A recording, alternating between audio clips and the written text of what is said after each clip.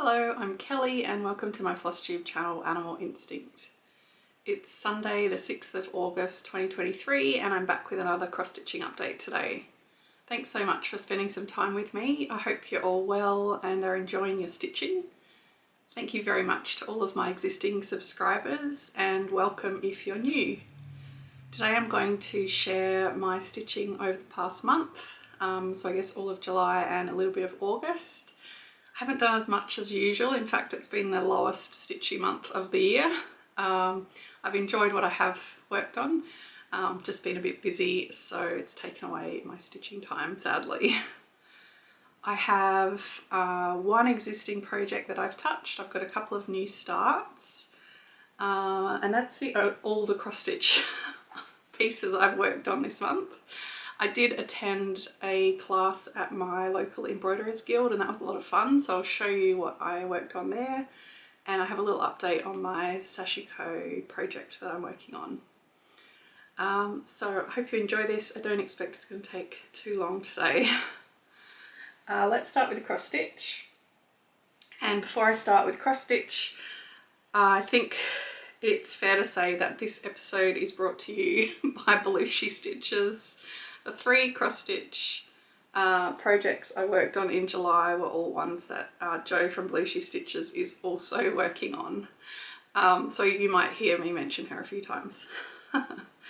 Right, so first of all is one of our pieces that we started last October. We started a new piece every week in October, a spooky themed piece, and I don't think either of us have really touched them much since October. So I need to get back to them, and pulled out the Halloween Crystal Ball by the Tiny Modernist. I think it was a stitch along at some point, but you can just buy the PDF from the website. If I've got a picture to hand, I'll pop it in of where I was up to. But I remember I was very close to finishing, making my way around the crystal ball, hoping that my counting was okay. And thankfully it was. So this is where this one's at. So I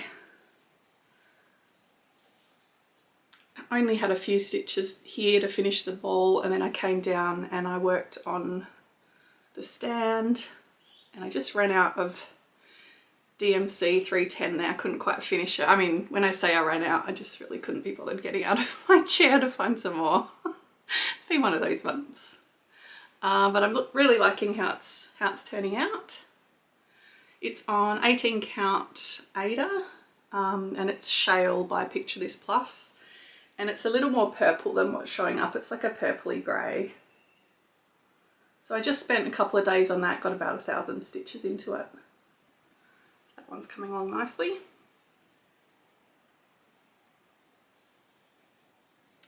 Then one of 2 new starts. Right, need to get myself organised. So, if you've seen any of my videos before, this won't really be a surprise to you. We started a Gecko Rouge Kit, artwork by Jay Parks, the same artist who is behind my Firefly piece. So Jay's style is choosing popular characters from TV or movies and converting them to cats. Well, I'll show you the piece and then I'll talk about it. This is Daryl Dixon. He is fabulous. So Daryl Dixon is a character on The Walking Dead. I finally got round to watching all of The Walking Dead last year, and I surprised myself a little bit. I thoroughly enjoyed it. I really, really loved it. And so, yeah, had to do this one. You see all the little zombie cats in the background. So he's known for his crossbow and his leather vest. If you've watched my channel before, I have shown this before, but last year when I was on my Walking Dead kick, I was inspired to make a project bag using foundation paper piecing, and that's Daryl Dixon. And Joe has one of these too. So I've got all the threads in here for it. We had decided to start it, so Walking Dead's long finished now. Long finished? Did it finish last year? I can't remember. Anyway, there's a whole lot of various spin-off shows coming out, and we decided to start it when one of those was released, and then we realised that it wasn't actually available in the UK yet. It still isn't, I don't think. So we found another one. So Joe's in the UK. I could have watched it, but I've chosen to wait for now. So let me show you where I'm up to. I worked on this one for 15 days straight. And I got about almost 9,000 stitches, and I'm at 27%. And I think it's looking fantastic. There we go. So I've made it all the way across the piece.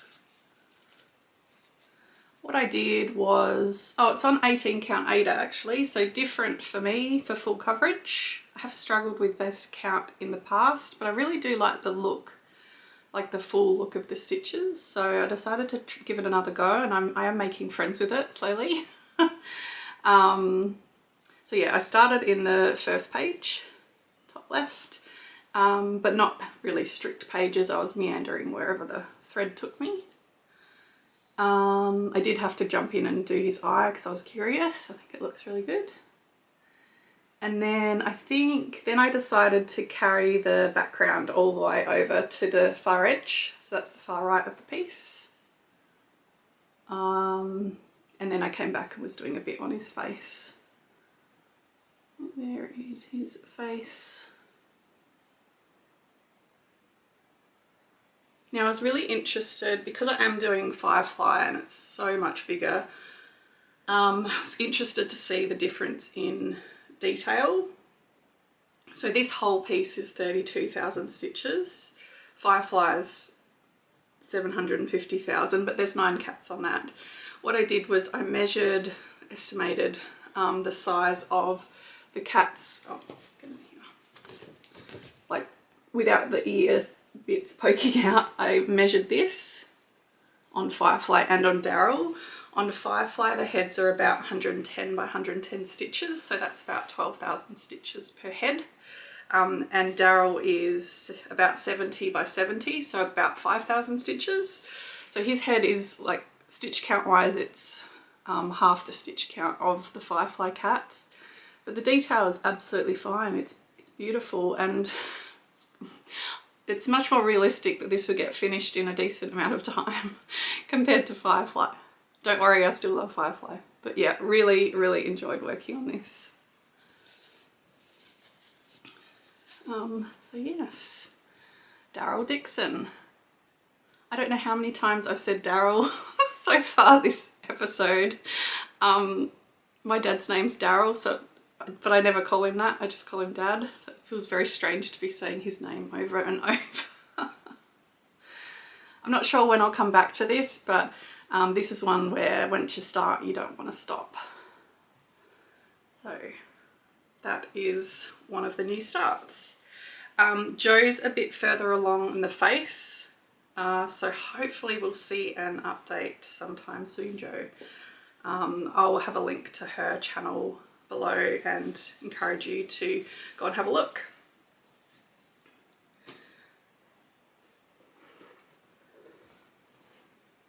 Okay, actually on that next new start, Joe did just put out a video, a bit of a stitchy catch up, sorry, like a chatty catch up. She'd had a little break, a few months since she posted her last video, and she had the camera pointing at, I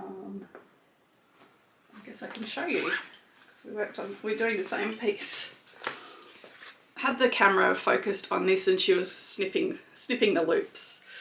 She just updated everyone on what she's been doing stitchy wise. And I must say the sound of the snips, the microphone just picked it up beautifully and it was actually really nice to listen to. So recommend you go over and check out that latest video, and I know she's got some more fun videos and starts planned. So this is the next start, and it was Jo's birthday in July and she wanted to start this and I had it too, so I was very happy to join in. Any excuse for a new start. And this is Sunny by Leilani Joy. It's another Gecko Rouge kit. It's so bright it almost hurts your eyes to look at. But I think it just sort of screams hope and joy and happiness, and I just thought it was just amazing. There is a lot of orange and yellow. Leilani Joy has a YouTube channel and she filmed herself creating this artwork. There's a really great video on her channel. So yeah, if you're interested, look up Leilani Joy on YouTube. So with this one, I started it on 25 count Lugana, 1/1 full cross, but I wasn't actually happy with it, which was weird because that's normally my preferred count. I had just been working on Daryl with the 2 strands on the 18 count, so that might have been part of why I don't know, it just didn't feel right. I then tried a little bit of 2/1 tent on the 25. I didn't like that either. So I have enough threads to do 18 count. So here we go, 18 count Ada. This is where I'm up to. I've worked on this for 11 days. I've done about 4,000 stitches and I'm about 5%. So this one is much bigger than Daryl. This one's 75,000 stitches in total. And all the shades of orange there. I kind of surprised myself because I'm not sick of the orange at all. I'm quite enjoying it. I don't normally park threads, but I'm sort of experimenting with how I stitch on 18 count compared to how I stitch on 25 count. Trying to, as I said, make friends with it. What I've done, it kind of looks like I'm stitching on the diagonal-ish, but not. I picked the orange in the top left corner and it kind of sort of came like down here. A lot really dense here and then more sparsely stitched here. And then I filled in the rest. But what I found was some of the stitches were a bit squished when it came to fill in like the individual stitches where there were stitches all around. So I've changed tack a little and I'm just trying to fill in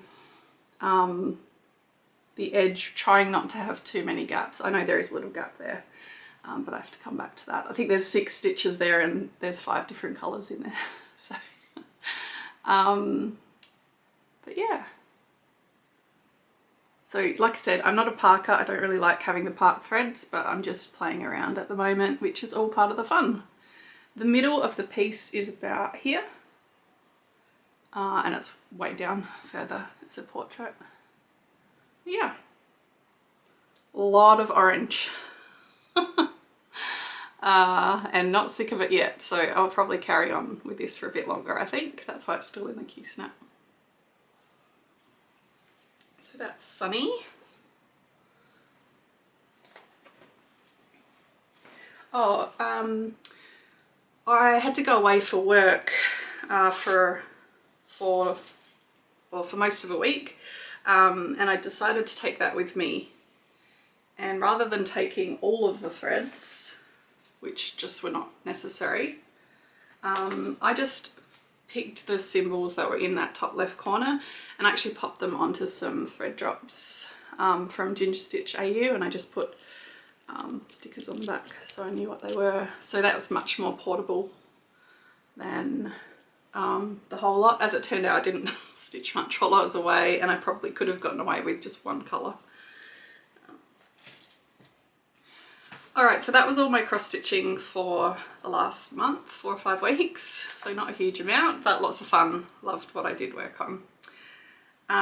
In about mid-July, I went to another class at my Embroiderers Guild, and I really enjoyed it. So basically learning how to do gold work and working with metallic embellishments. And this is what the intended outcome is. Just hide some details. So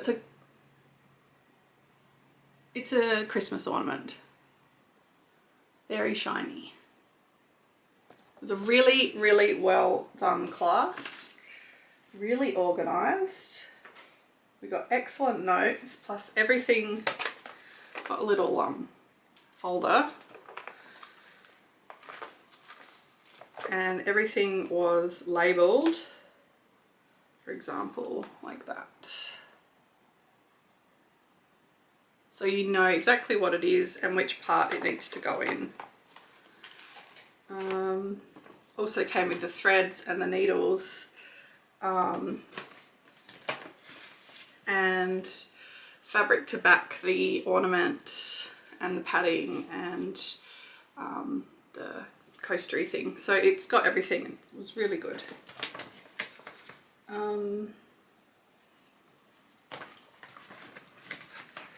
This was my first time using pretty much all of these materials except for the beads, but even the beads we did a different way than I'd done before. So this is where I got to. Ooh, shiny. So I guess the first part of the class was laying down this, I can't remember what they're called, but this stuff to outline the star and to divide it. And then we were filling in each of the sections. We didn't get to them all, but we did do all of the techniques required to finish the whole thing. How can I show you? It's so shiny. I can't remember what everything's called. But anyway, we've got beads. We've got this metallic tape, which is malleable and bendable. These are all bits of this sort of metallic cord, tightly wound, springy cord, we just had to cut them to size.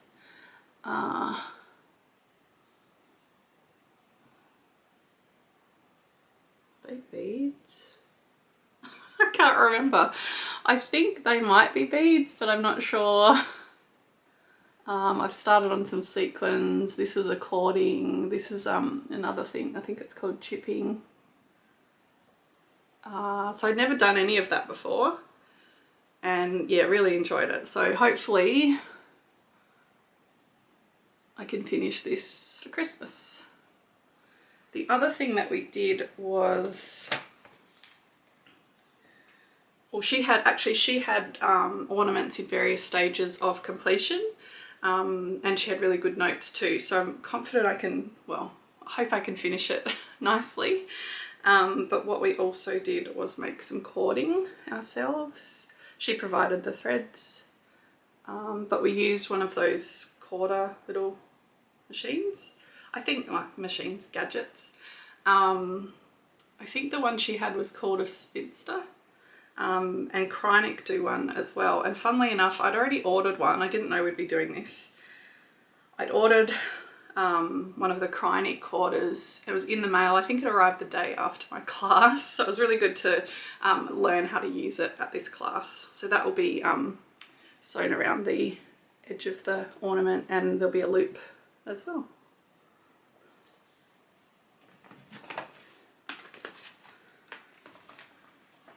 So that's a couple of classes I've attended there now, and yeah, really enjoyed them, so I'll keep an eye out for other ones too.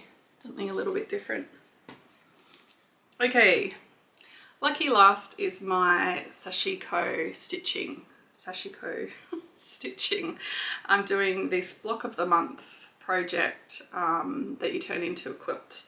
So it involves both doing the Sashiko technique, and then piecing the blocks together into the quilt top. And I'm trying to do the stitching and then do the piecing of 1 month before moving on to the next one, so I don't leave it all to the end. I'm way behind, but it's not a race. Here is a pretty poorly ironed first month completed.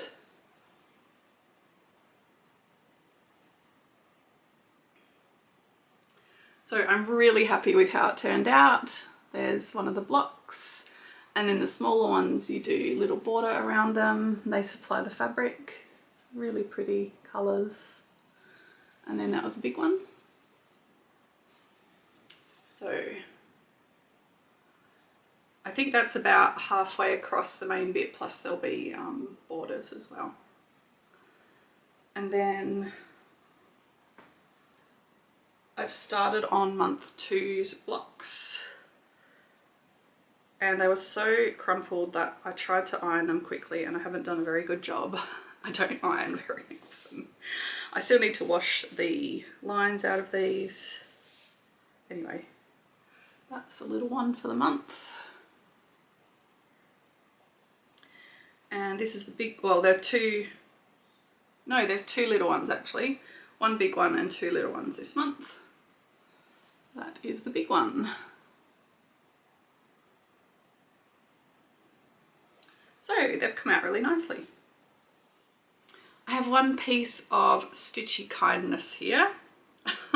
Extreme Stitchy Kindness and generosity, and an exercise in patience that I don't think I possess.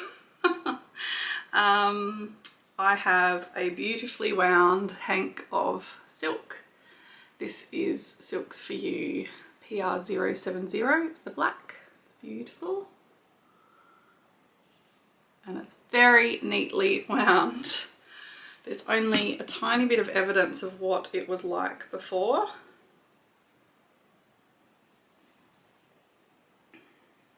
That is a very hard knot. So the lovely Deb Wilson, I'm going to single you out here, Deb. She offered to untangle my hank that I had made a huge mess with when I caught up with her back in May at Big Stitches. And it was quite funny because I knew she was also helping Anne. We both stayed at Anne's house, Hooks on Instagram, and she was already happy to untangle one of Anne's hanks. And when I got there, couldn't believe it, we both had the same, it was both PR070, so maybe it's the colour that's cursed and not me. Mine was in a pretty bad way, and she kindly offered to take it home with her, and I don't know how she worked her magic, but she did a fantastic job. Thank you so much, Deb. While I'm talking about Deb, I want to give her a big shout out. She has a fantastic YouTube channel. I'll link to it in the description box below. Deb is in the under 1000 subs club for no good reason. She is a fellow Australian stitcher, as well as being extremely kind and generous, beyond her amazing untangling service that she provides. She has fantastic projects. She works on a huge range. She does a lot of stitching. She's got full coverage, she's got samplers, she's always got like 3 or 4 long dogs, she's got all the fancy ladies, and then she just has a knack of finding really great patterns on Etsy as well that you haven't seen before. She finishes a lot of things, she starts a lot of things, so I really encourage you to go and give her some Flosstube love. Go and have a look. I think she's maybe doing an end of month update this weekend too, maybe, or next weekend. Anyway, if not, she's got plenty in her back catalogue to enjoy. So shout out to Deb. Thank you so much. I'll try not to do this again, or if I ever feel the need to buy a hank of silk, maybe I'll just get it sent to your house. We'll see. Okay, so the last thing I was going to touch on was plans for August. I'm hoping I can get more stitching done in August than I did in July, but who knows? I haven't had a great start, so hopefully it improves. I'm definitely going to carry on with Sunny, and we'll see what else comes up as well. I don't have any planned starts for August. I think I've got a couple for September, even though it's my Firefly month. But yeah, we'll just wait and see. So with that, I will say goodbye, and we'll see you in about another month. And until then, happy stitching. See ya.